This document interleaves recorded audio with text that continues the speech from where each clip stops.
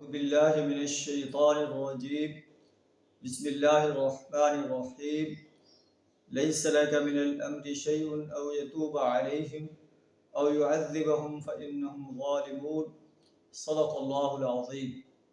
سورہ آل عمران کی آیت نمبر 128 آپ کے سامنے تلاوت کی ہے۔ اس آیت میں اللہ تعالیٰ فرما رہا ہے کہ فیصلے کا اختیار جو ہے وہ صرف اور صرف اللہ کے ہاتھ میں ہے۔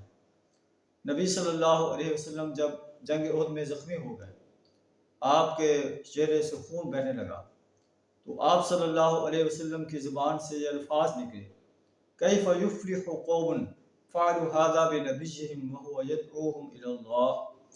وہ قوم کیسے فلاح پا سکتی ہے جس نے اپنے نبی کو زخمی کر دیا اور وہ نبی انہیں اللہ کی طرف بلا رہا ہے۔ تو اللہ نے قرآن نازل فرما دیا کہ اے نبی صلی اللہ علیہ وسلم، فیصلے کا اختیار اللہ کے ہاتھ میں ہے۔ لیس لک من الامر شیء، فیصلے میں آپ کا کوئی جو ہے پاور نہیں ہے۔ او یتوب علیہم او یعذبہم، یہ اللہ کی ڈسکریشن ہے کہ چاہے ان کی توبہ قبول کرے یا ان کو عذاب دے۔ فإنہم ظالمون، یہ لوگ ظالم ہیں۔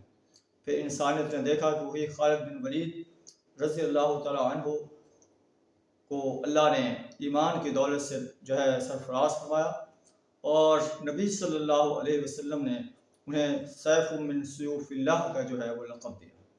حضرت ابو سفیان رضی اللہ تعالی عنہ جو اس وقت کفار کے لشکر کی کمان کر رہے تھے، اللہ نے انہیں جو ہے ہدایت سے جو ہے نوازا اور وہ مسلمان ہو گئے۔